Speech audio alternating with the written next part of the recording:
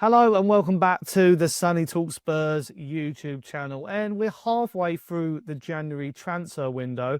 And with Tottenham securing two signings already in the show with Conor Gallagher and Souza, it's also a time to reflect on what could Tottenham do with the current squad they have. Like, is there any players that need to be shifted in January or looking ahead to the summer? And there's only one way to do this. It's the tier list. It's the, famous for Saturday Social. Everything is ranked with a tier list nowadays. And I thought, who better than to help me with this than the one and only Mitch Fretton? How are you doing today, mate? I'm good, thank you. Not too bad at all. I'm really looking forward to this, actually. I feel like it's a good chance to just be brutal about some of these players. And because I feel like we complain a lot about the squad maybe not being good enough at the moment, a lot of things that need changing. So I feel like this is a really good opportunity to really sort of like actually categorize these players and consider properly how important some of them are and maybe have a few surprises in there that when you think about it, you're thinking, maybe actually we should think about cashing in or getting rid or sending them on loan or anything like that. So yeah, I'm very much looking forward to doing this. Yeah, and before we actually go any further, actually, I'm going to say I did one of these like about 6 months ago and was quite savage. So hopefully I've cooled down since then, but I doubt it. And I actually did, me and a couple of mates in the pub at the weekend went through the squad and I literally went before each one. So hopefully there's less of that today. But before we do the tier list, there's two players on here that, as I've mentioned, we've signed already. But they're not on the tier list. Conor Gallagher and Souza, what are you making of those acquisitions? Um, I am on the fence about the Souza deal because I mean there's several reasons for it. You know, there's a lot of calls at the moment to bring in top quality players that are going to really push the starters and the first team squad and improve us because we're struggling at the moment. Thomas Frank's really struggling. A lot of the players are struggling on the pitch, and the fans are getting quite upset. So it's a really interesting one, especially with at left back the depth problem that we have. Udogie not being really able to stay fit. Djed Spence playing, I mean, out of his natural position, really. Whether he's better on the left or right's a different question. So Souza's, to me, he's a bit unknown. Obviously, like a lot of people, I've watched the highlight reels, I've seen the compilations, all of that sort of stuff, but I feel like those videos can make anyone look good. So maybe it's a bit of a risky signing, but hopefully it pays off. Obviously, I'll be backing the kid all the way when he steps out onto the pitch and wears a Tottenham shirt. And it's the same with Conor Gallagher. You know, Chelsea roots or not, a lot of people I've seen are quite upset with us going Conor Gallagher. But I think he's going to be quite a decent signing. I think he's going to be someone who is going to get stuck in immediately. He's going to give us energy, which I think we need in midfield. Obviously, he can give us cover for the Bentancur injury and a lot of other things, even if he's not necessarily the completely correct profile of midfielder that we maybe need at the moment. So overall, at the end of the day, I'm looking forward to seeing them both in a Spurs shirt and seeing what they can do. Yeah, I completely agree. But if you want to see my opinions on them and you're watching this video right now, then you can see my deep dives on Gallagher and Souza. That's how you stay and keep on the channel. But looking at this tier list then, I've already seen one player who we've already sold, and that is Brennan Johnson. So without further ado, I'll plonk him in sell. Were you happy with seeing him go, or is there a part of you that thinks, I mean, I was meant to mention it before we started recording, you've got the nice image behind you and your setup of Brennan with the Europa League trophy. Yeah. I mean, I know it's probably making you a bit sad me bringing it up, but yeah, how do you think it was the right thing to do? I do, to be honest with you, mate. I think it's one of those. It's a bit brutal for what he's done for us. Obviously, he scored the Europa League final winning goal, and we will never forget that, and we will always be grateful to him for that moment. My viewpoint on the whole thing is, in reality, okay, fine, you could argue that he scores goals, but in reality, I don't ever feel like Brennan Johnson contributed enough on the pitch with his overall game. And for that reason, I feel like if you could have got the fee that we got for him, maybe I would have pushed for 40 million instead of 35 if I'm being picky. I do feel like it was the right thing to move him on. He was frustrated. Thomas Frank clearly doesn't have any plans for him. I would have got a replacement lined up first, but that's another story. Overall, I think it was the correct decision to see him go. Yeah, I completely agree. And I was discussing with someone at the game at the weekend, sort of saying if this was Daniel Levy still at the helm, we would have held out for, the rest of the window to get an extra £5 million, where I think the club have been quite clever. We have lost a little bit on him, but we will go again and reinvest that money in Conor Gallagher by the looks of it. So let's start with the current squad. Obviously, the selection here includes players currently at the club, some on loan, and also the categories, which I haven't actually discussed. So crucial means they've got to stay, build the team around these players. These are the focal point. On the fence, we discussed this before recording. These are players that we probably will give one more year, either as a loan or either at the club. But after that, they would go in the sell category. Sell means sell and loan means loan. And that's as much as we're going to say. So we'll start with Joao Palhinha, obviously on loan from Bayern Munich. Heard mixed things about him because 1 minute we're signing him up, next minute he's going back to Bayern, and apparently a Fulham return is on the cards. And he was summed up at the weekend. First half against Villa, awful. Second half, amazing. Where do you sit on him? You've thrown a right tough one at me to start off, though. It's the order the tier list is thrown out. No. Do you know what? I'm probably going to go against the grain on this one. I would like to keep him beyond his loan. Yeah.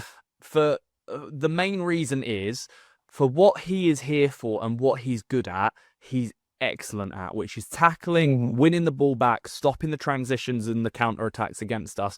For that reason, if we can maybe lower the fee that we've agreed in that option to buy at the end of the season with Bayern Munich, I would rather keep him and get rid of Bentancur and Basuma. And yeah. Because he is that defensive midfielder who does a specific job, which I feel like we will still need in this squad. Okay, maybe Gallagher can do a lot of the same stuff that he can, but I don't think there are actually many people in the Premier League, as proven by his stats this season, that are better than Joao Palhinha at his job. For that reason, maybe I'd put him in the fence. I wouldn't necessarily say it's crucial, but I would personally like to see him stay. And you know what? I'm going to put him on the fence. That's a bit of a mouthful, isn't it? Because I think you're right. I mean, I could see a world where maybe Conor Gallagher is already the Joao Palhinha replacement, or as you say, Bentancur. I think Bentancur, another injury for him. I mean, we might as well actually grab him and talk about him at the same time. Yeah. For me, I mean, Joao Palhinha, first of all, if he carries on the rest of the season at a good level, I think he's a keep, he's a crucial. Yeah. But for me, Bentancur, I'd be putting him in the sell category. I'm actually shocked we offered him a new contract at the beginning of the season. I feel like, with his injury record, again, not being able to rotate him in recent weeks has hampered him and caused this injury. So to me, I'd put him in the sell category. I don't know how you feel without a doubt about Rodrigo. Yeah, no, I'd agree with you. I don't think I need to add much more, to be honest. He's not been anywhere near the level that we saw.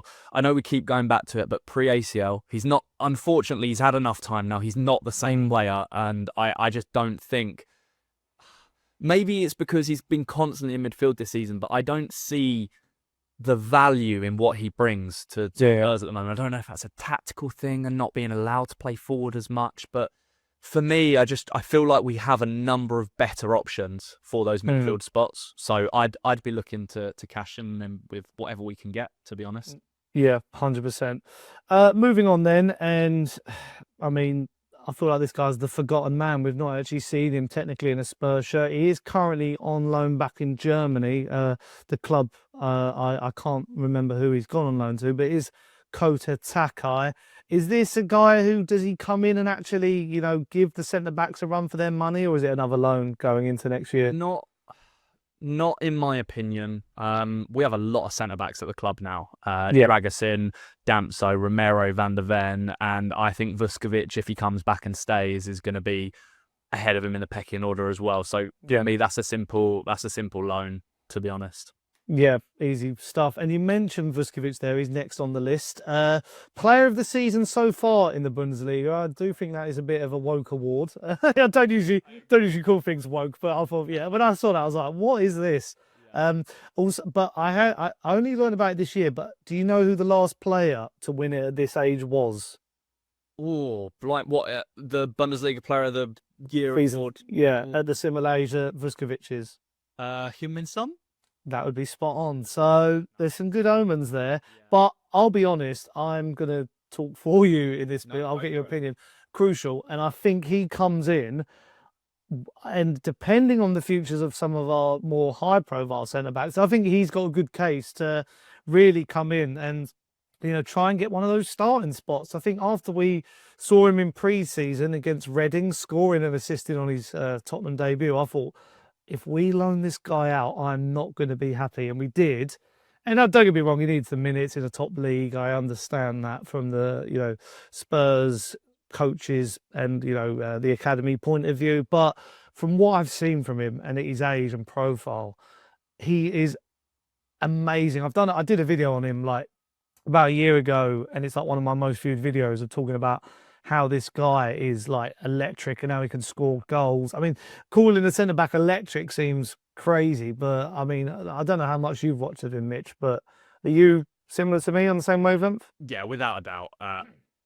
I think when you consider I don't want to say the decline of Romero, but the maybe the inconsistency this season and his missing a lot of games through either injuries or suspensions and stuff like that, and the fact that I'm not entirely sure Van de Ven's future is like secure. For me, he's 100% someone that we need to have at the club pushing for a first team and starting 11 spot next season. He's a future world class talent, whether he's at Spurs, whether he's not at Spurs.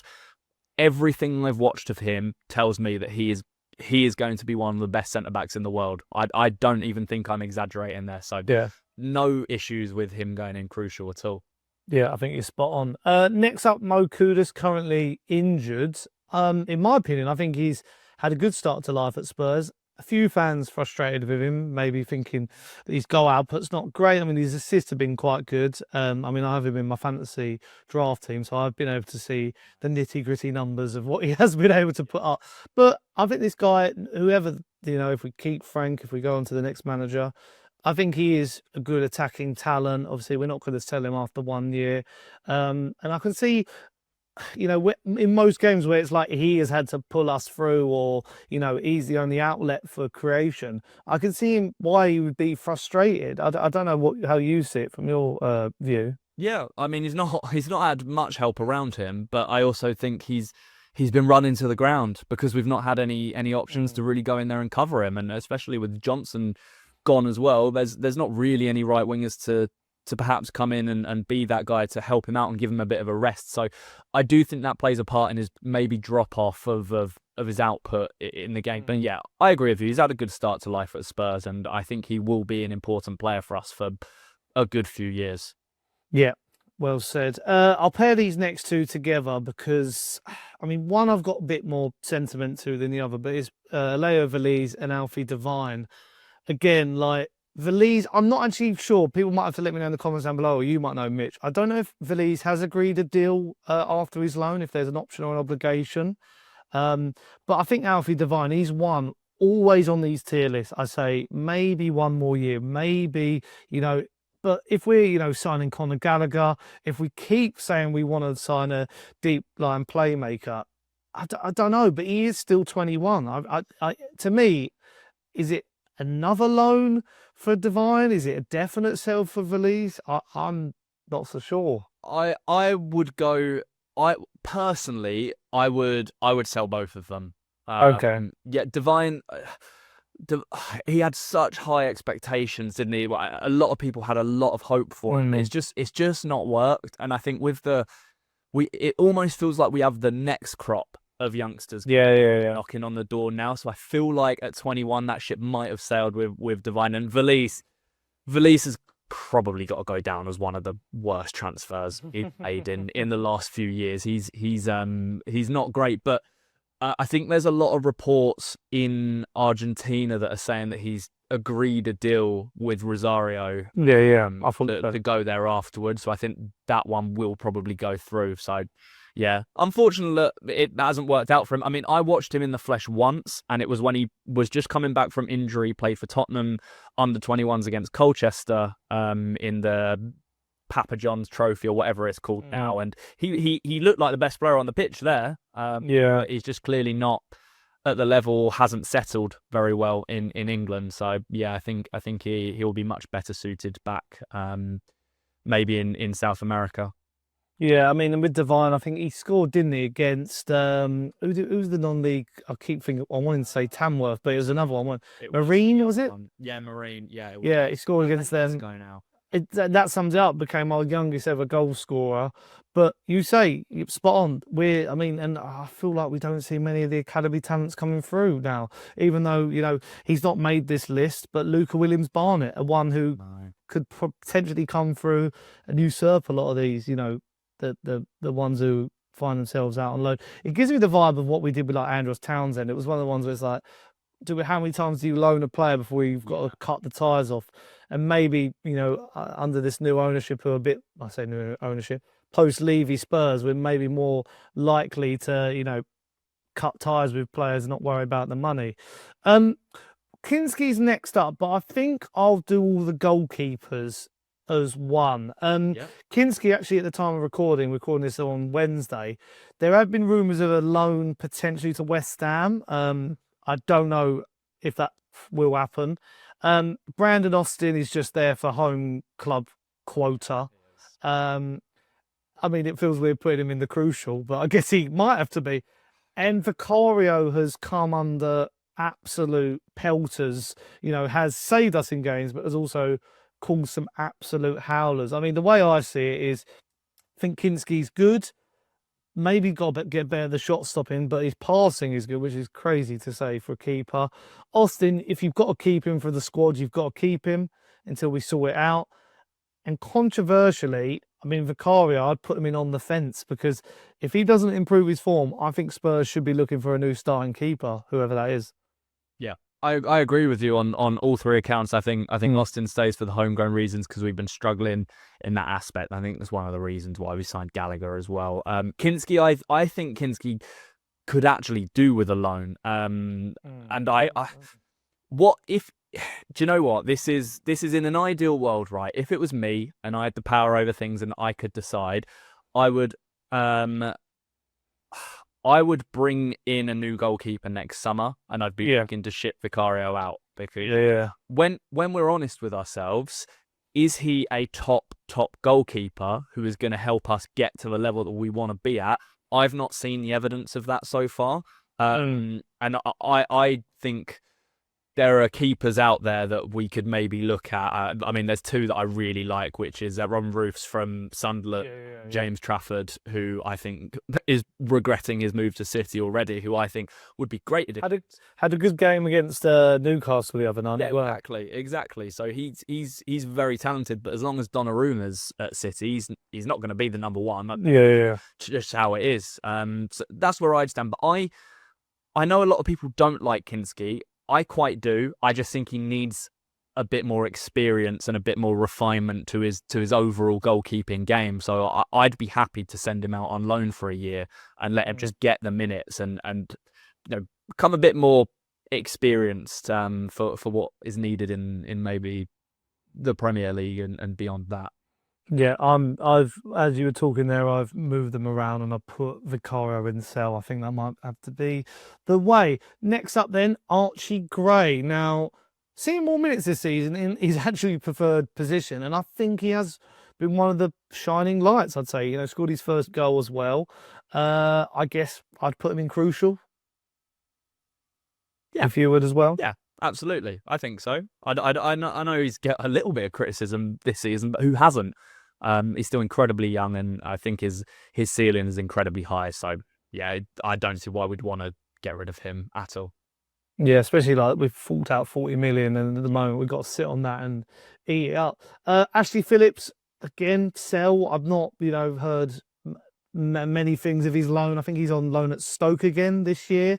Stoke started the season off well, and I think they've fallen off in the Championship. So again, I think we'd just sell him, wouldn't we? Like, what's the point of keeping him around? For the argument we've made for centre-backs, I think that's a fair thing to say, to be honest. Yeah, which is a shame, because him and Alfie Dorrington, who I think got recalled and loaned back out, is another player who, again, Will Lancashire we're talking about, he's on loan, and it seems like they go on loan a lot of these players, and they're just not able to, really, get a marker or show enough quality to be in around the first team. Right. Now, this is a sad one. Oh. Ben Davies, still playing for Spurs in 2026. Our longest I mean, player. and he did score the other week against Sunderland, but Yeah. again, he's got to go in the nicest way, hasn't he?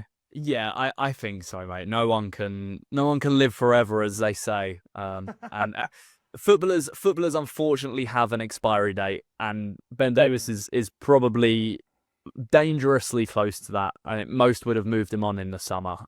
So by the time next summer rolls around, you've got to really maybe unfortunately cut ties. As nice of a guy and as loyal that he has been.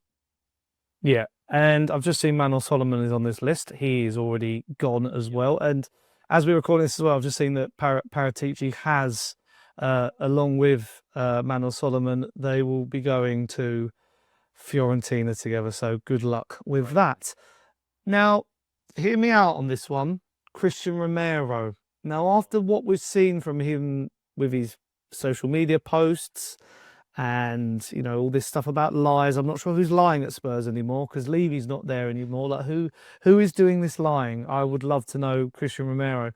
I'll be honest, I boldly think that Micky Van de Ven is our better centre back. And if you can keep him fit, has been, I mean, he even showed against Villa there was moment in Sunderland. He's mopping up. People do slag his one-on-one defending off, but maybe Van de Ven has become a bit overrated and people might be sniffing round Van de Ven. City could look for a new centre-back. Liverpool could look for a new centre-back. So there is that worry, even like Madrid, Barcelona.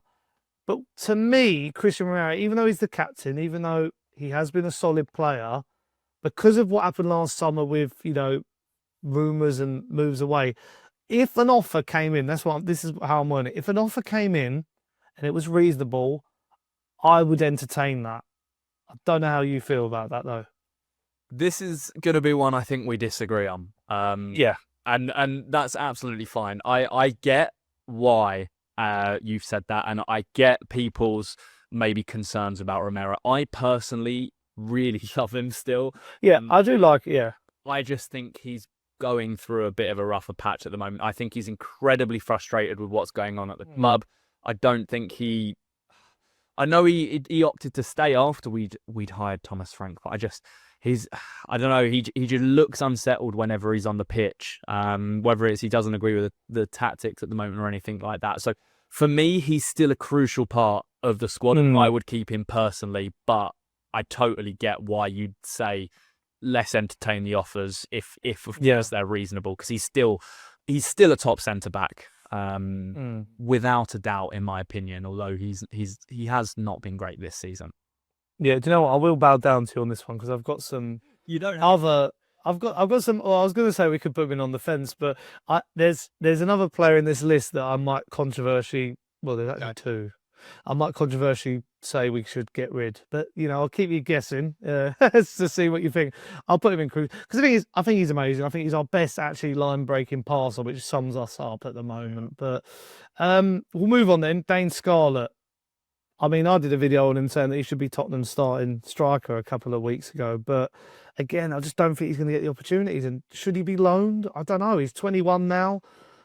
I mean, to me, I'd put him in on the fence. Just, I want to see if he can, see out this season and then reassess in the summer, maybe. Yeah, I agree. I don't think a loan is the right option for him. With the amount of times he's been out on loan and with the years he's sort of... The thing is, he hasn't had the right opportunity to really break into the first team, has he? But he's also not been setting the world alight on any loans that he has been out on. So I think on the fence is a good shout there, because if we sold him, I wouldn't be upset. But I wouldn't be surprised if he does start to get more minutes, especially if we don't end up signing a forward in this January transfer window. And then maybe he'll surprise everyone, because he's made a couple of cameos this season. He's not looked terrible, but yeah, one of those, isn't it? He's coming very dangerously close to Alfie Devine territory. Yeah, I keep saying that it sounds like a broken record with these ones because it is just rinse and repeat. But it's a shame because you hope at this stage these players have also just for them they've got their career on the right track and they're going to feature for good clubs. But Dejan Kulusevski, I mean, I said this on the recent episode of TalkSport's Inside Spurs. I don't know what they did in that surgery. I don't know if the doctor was using like an RPG or something and just blew his leg to smithereens. But I mean, why not even see him for the rest of the season? Like for a player who's this good, I mean, I don't think this personally, but there will be people out there who say, should we just cut our losses? Like, is he actually going to ever get to that level again for us? Blimey, not for me, mate. I think we miss him so much, and what he brings. He brings creativity, he brings power, he brings attacking intent, he brings goals, assists. He brings a lot. Yeah. For me, he absolutely should be staying at the club. I'd strongly disagree with anyone that would say we should sell him or get rid of him in the summer. Hopefully, he just never has an injury like this ever again, because it's crazy. Honestly, I don't know. I'm lost for words with it. The injury. We're coming to injury row, actually. We've got Udogie, Solanke, Maddison, a few others there as well. But next up is Destiny Udogie, and I think I'll speak here. Crucial on his day, can be one of the best fullbacks in the Premier League, in my opinion. Like, obviously, Souza is coming in to compete, but to me, that's good competition, because we can't always rely on him due to, what's happened post-surgery for him. Yeah, spot on, mate. Yeah, I don't really have too much to add on that one. I really like Destiny, and as you said, when he's on it and when he's fit, he's one of the best fullbacks in the Premier League. So, yeah, just got to work on keeping injuries away from him. Just, really getting back to full fitness. Yeah, and moving on, Djed Spence now. Now, I would put him in crucial because, good at right back, maybe not so much at left back. Souza coming in maybe frees him up on that right-hand side. But I would say hasn't been on top form. I don't know if that penitentiary stuff got to his head a little bit, but, how are you viewing Djed at the moment? Yeah, noticeably that stopped. So he's just been a little bit wild in his game, I think, in the last few weeks and months. I've noticed a lot of him just charging forward with the ball, but then passing it straight to an opponent or losing it and leaving us really exposed at the back. So I'm not sure what's happened and gone on there. I think he maybe has become a bit too complacent because he's finally broken in and is getting a lot of regular minutes now. But if he's not careful, he just won't play, and he's been very lucky, I think, that Udogie's been injured over the last few weeks. But yeah, I'd keep him. He's still very good for squad depth, and he always knocks on the door for a starting spot, doesn't he? And one of our other injured players, well, he's just come back actually at the weekend, Domimic Solanke. Is he still Tottenham's? I mean, we did a video on your channel, actually, good time to plug it, about attackers and strikers. So go and watch that after you watch this on Mitch's channel. But Solanke, I mean, personally, I'd put him in on the fence. Yeah. Because, and say we go into in the summer, he's still a bit rusty, or say we get to, I don't know, October, November, he's pulling up again, then shift him after that, in my opinion.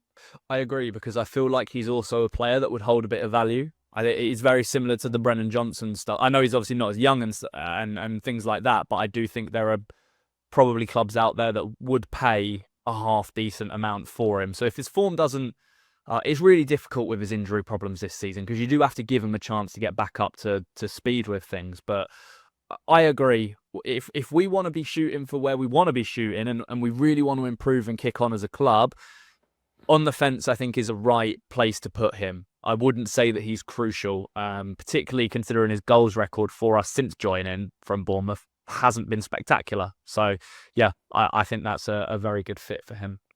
Yeah, and now we're coming up to one of my controversial takes. Oh, no. After what I said about Maddison before. Don't get me wrong, I saw a video of him the other day training in a Rafa van der Vaart Spurs shirt. To me, I'd put him on the fence, because I just think the amount of injuries and an ACL as well, I just don't know if he's going to come back as the same player. And should we just invest our stocks in Xavi Simons and think that this is the guy who's going to be our creator and we'll build the team around him? That's what I'm throwing out there. Yeah, I get the argument. Again, it's very similar with the Cristian Romero one. Obviously, you bowed down to me in the putting him in crucial there. So I'll take the step back and say agree to put him in on the fence. Yeah. Maddison. I struggle with this one because as I've said so many times, Maddison's one of my favourite players at Tottenham and in general, just because I love. Number 10's my that's the player I love watching the most, just for the creativity and the everything else. It's just such a lovely position to play in. And Maddison, he's always someone that I wanted from Leicester, and I'm so frustrated that he hasn't been able to hit his full potential at Spurs because of injury problems. And it has literally been because of that. He had that fantastic run of 10 games under Ange when he first came in. But then since then, it's been on and off with injuries. And then the ACL, you come back. We've seen what's happened with Bentancur after his ACL. Maddison, very similar age, very similar, obviously, injury.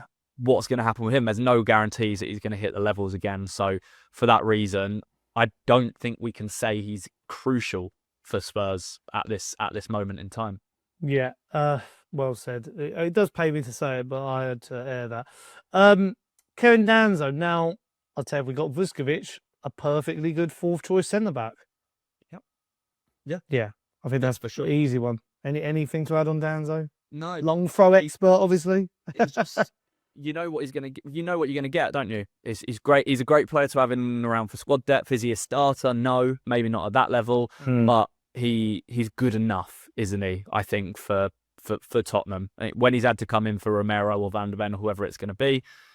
He does his defensive duties well, is how I think I would describe him. 100%. And then there's a few here that we could rattle through. Bergvall, crucial. My one worry is, and I'll pose this as a question, do you think he's been a bit misprofiled by Thomas Frank? Yes. I think it's pretty evident to see that Lucas Bergvall wants to charge around the entire pitch. I think with his development going forward, his best position is going to be giving him as much freedom as possible, which is really, really difficult because I'm not sure how much he's going to play in a number 10 role for Spurs, but I don't actually think he is a 10. He needs to be like a kind of box to box, but have the freedom to kind of go where he wants. So it's really, really difficult. And again, he's someone that still needs refining, but we all know the talent that he's got and the player that he could become. But yeah, I definitely don't think he's being used to the best of his abilities by Thomas Frank. Nonetheless, absolutely crucial. The same with Mathys Tel. Rumours of a loan. No. When we really need a left winger. To me, again, crucial. Yeah, he's been treated awfully, mate. I feel really badly for him because I think he's going to be a great player, even if it doesn't work out at Spurs. So yeah, no way would I be letting him leave on loan. Yeah, and another easy, crucial, Micky Van de Ven. As I mentioned earlier, teams could be sniffing around him, but it was because we want to give him a new deal ideally. So I could imagine if we had another couple of zeros on the end of that, that should keep him in situ. Yeah. Got to keep him at all costs. Offer him the money in his contract, whatever he wants, because he's, so important, so important. I don't think anyone will argue that case. Yes, and the player that currently at AFCON, had a really good preseason, started the season well, and then went missing for a little while. But to me, Sarr is crucial. I think he's one of the most underrated midfielders in the Premier League on his day. Agreed. Huge engine. Still only 23 years old. Yeah. So he's still young. He's been unlucky with after how he started the season. He was our best player. I remember specifically saying after 6 or 7 games, Pape Matar Sarr has been our best player this season. And then it feels like we haven't heard from him or about him in ages. Crucial. I'd agree with Crucial on that one. Nice. Pedro Porro, now living up to his name. Porro. I would sell. I think he's been terrible. At least with Porro, you sort of knew, if he wasn't as good defensively, he'd have that creative output. But we have not seen that. His crossing's been awful. I think we're in agreement over that. Everything about his game this season's just been poor. I know he loves the club and he wants to have a relationship with the fan, but it's been so far below standards, so far below it. Such a shame. And the same with Richarlison. Like, I thought maybe this guy would be a bit of better defender in Thomas Frank's system, but I just think his agent's too mouthy, thinks he's like Maldini. So again, I'd probably get rid of him as well. I'd get rid of him purely because of his agent, Sonny. Honestly, he does my head in. He's a disgrace, isn't he? He's literally, he's just come back from a long-term injury, and his agent is already running his mouth about how he needs to be playing more and things like that. I just see it as more of a problem than a solution. And if someone wants to come and buy him for a half-decent amount of money, even if we just get back what we paid, go for it. No, I think you're very spot on. Kolo Muani, now, obviously we can't sell him, but contract exit on the cards? I've been an advocate of Kolo Muani, and I really actually quite like him as a player. I've not been able to support that with much evidence and too many arguments in the last couple of weeks. The way he started and the first couple of games, that the goals in the Champions League and whatnot, I thought he's going to be great. He's going to score goals for us. But at times I watch him and I think that he is good. Like he's got a lot about him. He can take players on. He can get into the right positions, but he can't put the ball in the back of a net. And ultimately, as a striker, that's your job. It's your job, as Rocky would say. I don't think his head is really in Tottenham anyway. I think he just wanted minutes ahead of the World Cup next summer. So yeah, I'd reevaluate that one if it was me in the summer and if he scores goals in the second half of the season. But at the moment, there's no argument to suggest that we should pay to keep him on a permanent deal. So sell then, or on the fence? What would you go with? I'd ideally want to go for someone more solid than him and more reliable. So I think sell or contract exit, we'll call that as well. Another striker though, I'd sell Richarlison. I think it's time to cut our losses. If you can get him a move back to Everton or wherever, then to me that would be the perfect fit, I think, in the end. But anything to add on, Richie? Nah, it's time to go. He's a lovely bloke and he's a very passionate guy on the pitch and all of that sort of stuff. But he's just not good enough. I know he scored goals this season, but I just feel like we can do better. We just need someone that adds more than, I know he scores, and it's kind of the opposite argument to Kolo Muani. It's his job to put the ball in the back of a net, but very similar to Brennan Johnson, what else does he give you on the pitch? In my opinion, not much. So yeah, I'd cash him for whoever would pay money for him. No, I think you're right. Xavi Simons, though, what are you making of his start to life at Spurs? I think he's done pretty well. All things considered, considering how bad we've been as a team, considering our biggest issue, which is actually getting him the ball, for what he's had to work with, I think he's been absolutely fine. Has he been spectacular? No. But I've watched him, and especially in moments, he's looked really great. I mean, there was one run that stood out to me against Villa in the FA Cup the other day, where he just soared past about 4 Villa players. And he looks sharper and more comfortable against, Premier League opposition with every game he plays. I really like him, but maybe that's my number 10 bias coming into things as well. I love that type of player. So, yeah, I think he'll come good, personally. Yeah, I think he's spot on. And after what he's had to go through, Morgan Gibbs-White, Eze, then it was him, being chucked in the deep end with the injuries to Kulusevski and Maddison. I think he's done all right. He has done all right. Scored some goals, got some assists. He can improve from there. Wilson Odobert, again, probably similar to Tel, crucial, but we want to see a bit more from him, don't we? Yeah, agreed. I'd be annoyed if we got rid of him or sent him out on loan or whatever, because again, the potential's there and you can see it. It's just consistency. Hopefully that just comes with more minutes and more game time and more confidence. Yeah. Final 2 players, which will be quite quick. Yang, I think he was on loan at Portsmouth, and we've recalled him and loaned him out to Coventry, I think, which is, fair play to him. I think he's been doing all right. He was fine when he was at QPR on loan last year. He'd scored some important goals at Portsmouth and Coventry. If he can get a Premier League promotion on his CV, I just think he needs one more, doesn't he? He's still quite young. Without a doubt, 100%. Another loan, and it's very clear that he needs a bit of time to adapt to England and English football in general. And what better way for him to do that in the lower leagues? I think it's the perfect environment for him. Yeah, and finally, Basuma, an easy sell. Oh, easy. I mean, it sums up that he's still in last season's kit on this as well. So God, no, I know. And getting sent off for Mali at AFCON. So, you know. I think we'll try and ship him this month, to be fair. Hopefully, anyway, if we can. I don't think there's a place for him at Spurs anymore. It's one too many times and whatever else. Yeah. Yeah, and looking at that then, that is our completed tier list. I mean, from the top bit, you can tell we need a goalkeeper and some more attackers. It is evident from that, but I'll just go through it quickly. So in crucial, so these are the players that build the team around and keep them around, or they've got potential to be world-class stars. You've got Vuskovic, Kudus, Gray, Romero, on the fence on a little bit.